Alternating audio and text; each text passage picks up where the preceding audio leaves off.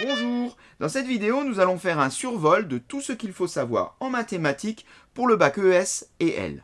Alors l'idée ici n'est pas de faire un cours, ni de traiter des exercices, mais bien de te donner des conseils par rapport à tous les thèmes qui sont abordés au bac. Et on commence par les suites. Alors pour les suites, bien, le gros va sur les suites géométriques, et plus particulièrement comprendre et savoir utiliser la forme explicite et la forme de récurrence. On voit ici écrite donc de façon générale, mais bien évidemment, il faut savoir les appliquer dans des cas particuliers. Dans les exercices, on demande très souvent d'exprimer une évolution qui est donnée en pourcentage. Par exemple, on a un contexte et on nous dit à un moment ou l'autre qu'on a une des grandeurs qui augmente de 60%. Traduire ça à l'aide d'une suite. Alors ici, bien, il s'agira d'une suite géométrique. Dans le cas d'une augmentation de 60%, on écrirait un plus 1 égale 1,6 un. Là, on aurait la forme de récurrence. Donc, il faut savoir traduire dans un sens et dans l'autre. On a également besoin, de façon ponctuelle, de la formule qui donne la somme des termes d'une suite géométrique, des premiers termes d'une suite géométrique. Mais très souvent, on a à savoir appliquer également les suites arithmético-géométriques. Donc c'est un mélange d'une suite arithmétique et d'une suite géométrique. Pour résoudre les problèmes sur les suites arithmético-géométriques, bien évidemment, on aura besoin des suites géométriques. Alors, déjà, il faut savoir traduire un problème concret à l'aide d'une suite arithmético-géométrique. Et les exercices les plus classiques qu'on trouve sur les suites arithmético-géométriques, c'est d'utiliser une suite annexe pour arriver à exprimer notre suite arithmético-géométrique en fonction de n. Et cette suite annexe est justement une suite géométrique. J'espère que tout ça, ça te dit quelque chose. Si ce n'est pas le cas, il faut vite revoir cette méthode parce qu'elle tombe très très souvent au bac. Alors, ce qui est important également, donc plus particulièrement sur le thème des suites, c'est que ce sont souvent des grands problèmes avec des questions qui s'enchaînent. Il faut souvent penser à réutiliser des données qui ont été justement données un peu plus haut, parfois même dans l'énoncé. Donc il est important de bien lire l'énoncé pour arriver à traduire toutes les données de l'énoncé à l'aide de nos suites. Et bien sûr, quand on parle de suite, très souvent, on parle d'algorithmique également. Donc il y a certains algorithmes qu'il faut savoir utiliser. L'algorithme de termes, donc qui permet de calculer les différents termes d'une suite. L'algorithme de somme, qui permet de calculer la somme des premiers termes d'une suite, et l'algorithme de seuil, qui permet d'obtenir un seuil. Bien, par exemple, on voudrait savoir à partir de quel terme notre suite va dépasser une certaine valeur. Donc voilà, cette valeur, c'est le seuil. Pour ça, on programme un petit algorithme. Alors ces algorithmes, parfois ils sont donnés directement dans l'énoncé, donc il faut savoir les appliquer. Parfois, ils sont donnés mais avec une erreur, on te demande de corriger l'algorithme, mais le plus souvent, on te donne une partie de l'algorithme et il faut savoir le compléter. Très souvent, ce sont des algorithmes classiques, les trois que j'ai cités là, et donc si tu es bien entraîné avec ces trois algorithmes, il n'y a pas de raison que tu n'arrives pas à compléter l'algorithme qui te sera donné le jour du bac. Alors, passons aux fonctions, et plus particulièrement au chapitre continuité et dérivation. Commençons par la continuité. Là, il n'y a pas grand-chose d'autre à savoir que le théorème des valeurs intermédiaires, le très fameux TVI, donc théorème des valeurs intermédiaires, qui fonctionne avec trois conditions et qui nous permet de prouver qu'une équation du type, par exemple, f de x égale à 0, admet une unique solution. Donc c'est les exercices très classiques où tu as travaillé avec une fonction, tu as déjà établi son tableau de variation, et dans une question, ensuite, on te demande prouver que l'équation f de x égale à 0 admet une unique solution. Bon, ensuite on demande d'ailleurs de donner une valeur approchée de cette solution. Donc c'est là qu'on applique le théorème des valeurs intermédiaires. Alors, je ne reviens pas sur ce théorème qui fonctionne en trois conditions. Si ça te pose problème, je t'invite à regarder une vidéo sur le sujet. C'est important quand même parce qu'il tombe très souvent. Ensuite, concernant la dérivation, alors là, l'essentiel va évidemment autour des calculs de dérivés et j'ai envie de dire même autour des calculs de dérivés en rapport avec la fonction exponentielle et la fonction logarithme népérien. On va y venir tout à l'heure. Également à connaître la formule de la tangente, pas inutile non plus. Donc en gros, au niveau des fonctions, ce qu'il faut savoir, c'est étudier une fonction, donc quelque chose, un schéma assez classique que tu connais déjà depuis la classe de première, qui commence par calcul de la dérivée. Pourquoi faire? Pour ensuite obtenir les variations, car le signe de la dérivée nous donne les variations de la fonction. La dérivée positive, la fonction est croissante, la dérivée négative, la fonction est décroissante. Du coup, on est très souvent amené à résoudre l'équation f' de x égale à 0 pour savoir là où la dérivée s'annule. Ensuite, là où la dérivée s'annule peut nous donner également ce qui s'appelle une tangente à la courbe, et plus particulièrement ici, une tangente horizontale, puisque lorsque la dérivée s'annule, le coefficient directeur de la tangente en ce point est nul, donc forcément la tangente est horizontale.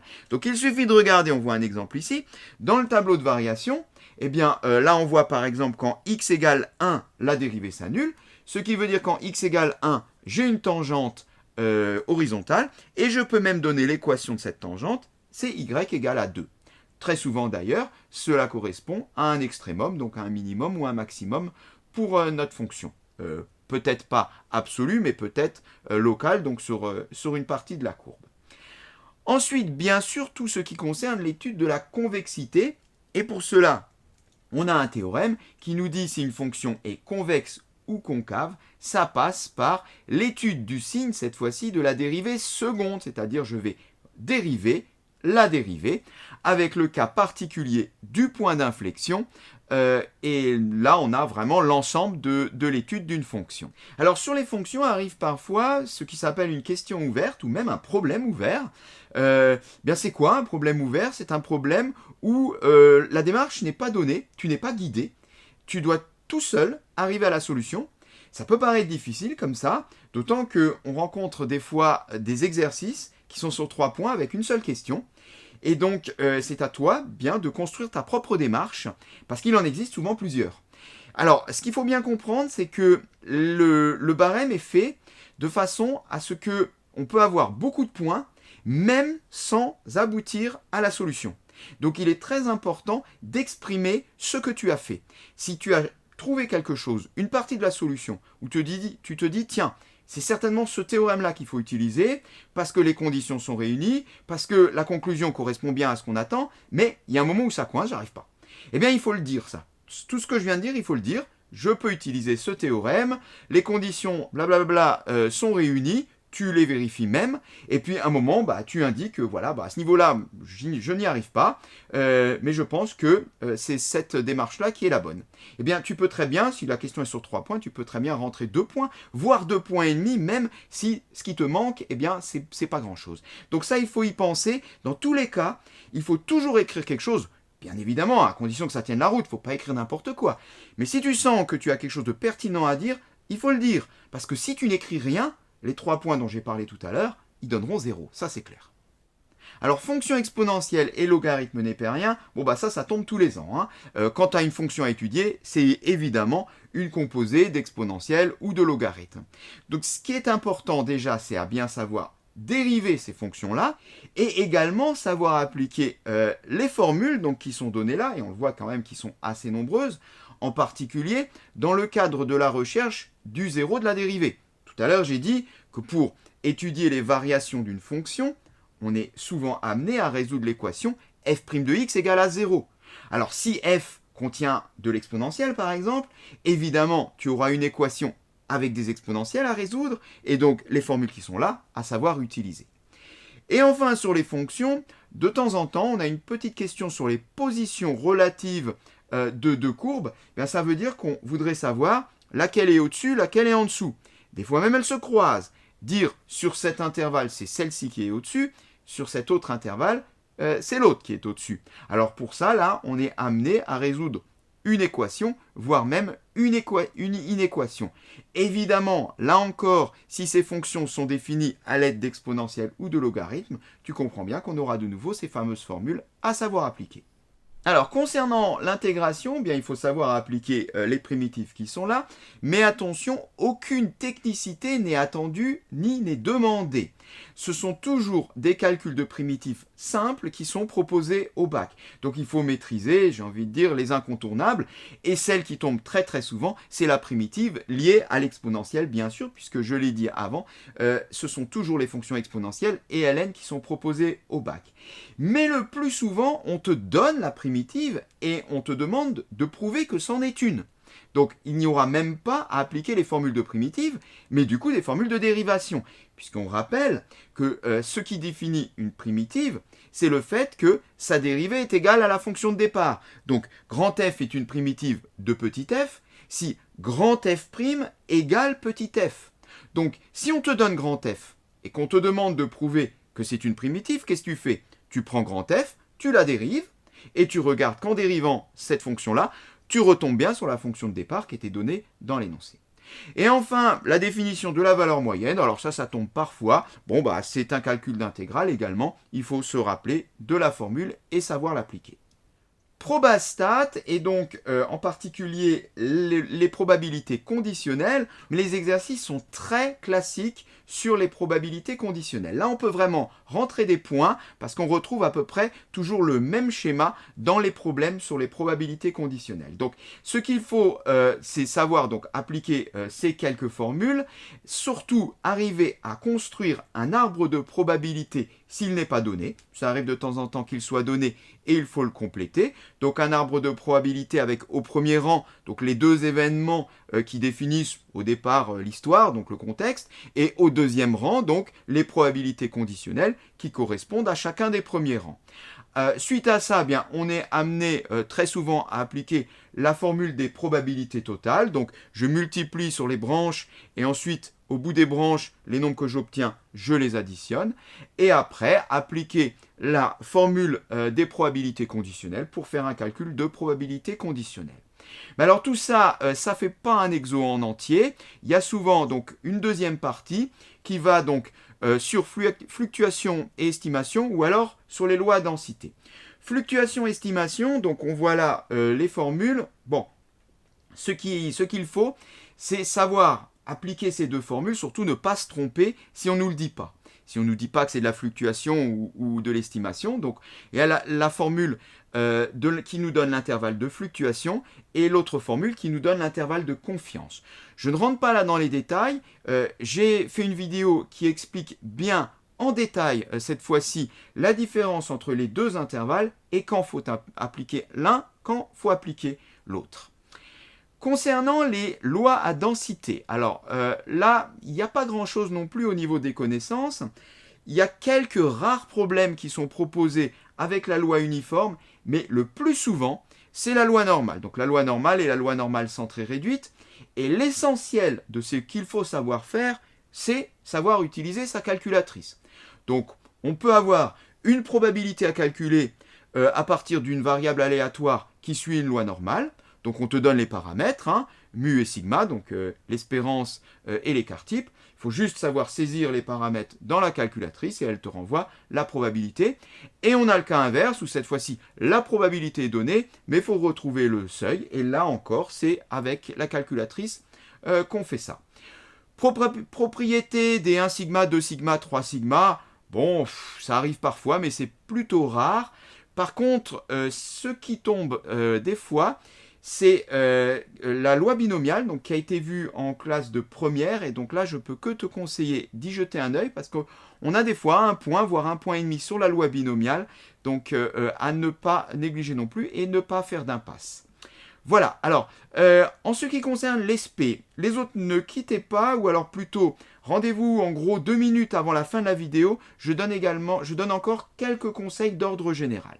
Passons au SP. Alors là, on a quand même des exercices qui sont assez classiques et j'ai envie de dire que si tu as bien bossé, tu te feras pas surprendre au bac et tu pourras rentrer tous les points. Je vais en gros les lister, je vais te dire ce qu'il faut savoir. Au niveau des matrices, alors bon, il faut savoir faire du calcul matriciel, du calcul simple, par exemple multiplier deux matrices. Pas demandé souvent, mais bon, ça peut tomber. Résoudre une équation avec des matrices, c'est-à-dire en gros, savoir associer une matrice avec le système d'équations qui lui correspond, ou dans l'autre sens. Savoir calculer une matrice inverse, mais le plus souvent, les calculs de matrices sont liés à des exercices de probabilité est donc associé au graphe. Alors, à propos des graphes, donc il faut savoir effectuer des calculs probabilistes à l'aide des matrices, donc. Déjà, savoir construire le graphe, on te donne une situation, un contexte, et à partir de ce contexte, il faut fabriquer ton graphe. Parfois, il est donné dans l'énoncé, mais pas toujours, donc entraîne-toi quand même à construire des graphes. Déterminer une matrice de transition, déterminer une matrice qui est associée à l'état stable d'un graphe, et donc tout ça, ce sont des exercices qui tournent autour du thème des probabilités. Sinon, on a le très fameux algorithme de Dijkstra. Donc là encore, ce sont des exercices très classiques. Entraîne-toi à utiliser cet algorithme. Si ça pose problème, j'ai fait une vidéo là-dessus qui l'explique là aussi en détail. Donc cet algorithme permet de déterminer le plus court chemin sur un graphe. Et enfin, il tombe parfois des exercices un peu plus techniques sur les graphes. Et là, donc, on a pas mal de vocabulaire qui est à connaître. Donc, qu'est-ce que c'est qu'un cycle, une chaîne eulérienne, un cycle eulérien, un graphe connexe. Donc, il faut savoir, par exemple, déterminer la longueur d'une chaîne. Bien sûr, savoir appliquer le ou les théorèmes d'Euler. Alors, tout ça, ça peut paraître un petit peu compliqué. Mais en fait, ça l'est pas du tout, car ces exercices sont très classiques et là encore, il suffit de s'entraîner un tout petit peu pour maîtriser tout ça et ne pas mélanger tout ce vocabulaire. Voilà, j'en ai fini. Alors, je voudrais quand même te donner quelques conseils très rapidement. D'abord, les 3 règles de base. La première, la motivation. Sans motivation, on ne peut pas y arriver. Il faut avoir envie de réussir. Il faut que cette envie vienne de toi et il faut que tu te dises oui, je veux réussir, j'aurai ce sacré bac ou j'aurai cette mention très bien si c'est ce que tu vises et il n'y a pas de raison que ça ne marche pas. Il n'y a pas de raison que ça ne marche pas car, deuxième règle, j'ai confiance en moi. Ça peut paraître compliqué d'avoir confiance en soi, surtout quand on se trouve en difficulté, mais ça se travaille, il faut faire un grand travail sur soi et se dire mais mince, finalement, il n'y a pas de raison que je ne réussisse pas, je dois y arriver et pour y arriver, pour avoir confiance en soi, il faut quand même réussir. Et la réussite, ça passe par la 3e règle, et oui, le travail. Et ces 3 règles-là doivent être absolument réunies dans les dernières semaines avant le bac, car il faut être dans une bonne dynamique, dans une dynamique de réussite. C'est pour ça qu'il est hyper important de bosser jusqu'au bout, jusqu'au dernier moment du bac, enfin jusqu'au dernier moment, bon, la veille au soir, il faudrait peut-être lâcher un petit peu, mais jusqu'au dernier moment, il faut s'investir, car cette dynamique va faire que quand tu vas arriver le jour du bac, le jour J, eh bien tu vas être sur cette lancée qui va te permettre de te surpasser. Ceux qui font du sport, ceux qui font de la course à pied par exemple, le comprennent très bien. On a beau s'entraîner, on est toujours meilleur le jour de la course. C'est pas pourquoi, c'est bizarre, mais le jour de la course, c'est là où on va faire le meilleur temps. Même si la veille ou si quelques jours avant, on s'est donné à fond lors de l'entraînement. Eh bien au bac c'est pareil, tu verras, tu vas trouver une force un peu mystérieuse qui va arriver si bien sûr tu as appliqué les 3 règles que j'ai données juste au-dessus. Et enfin, ne jamais abandonner, ça c'est hyper important. Aller jusqu'au bout de l'épreuve, c'est vrai pour n'importe quelle matière. Surtout si tu es un peu juste, ça va peut-être se jouer à quelques points le bac. Donc c'est pour ça qu'il ne faut jamais abandonner. Si par exemple tu trouves qu'un exercice parmi les 4 ou 5 qui sont proposés te semble insurmontable, il n'est pas insurmontable. Je suis certain que tu as quelque chose à écrire. Comme je l'avais dit tout à l'heure, si tu abandonnes et que tu n'écris rien, là c'est sûr, ça sera 0. Donc il faut essayer, il faut se surpasser et on a toujours quelque chose d'intelligent à dire. Et puis dis-toi de toute façon que si cet exercice il est dur pour toi, il est certainement dur pour tous. Donc il n'y a pas de raison que tu ne puisses pas produire un petit quelque chose. Voilà, il ne me reste plus qu'à souhaiter bonne chance à tous.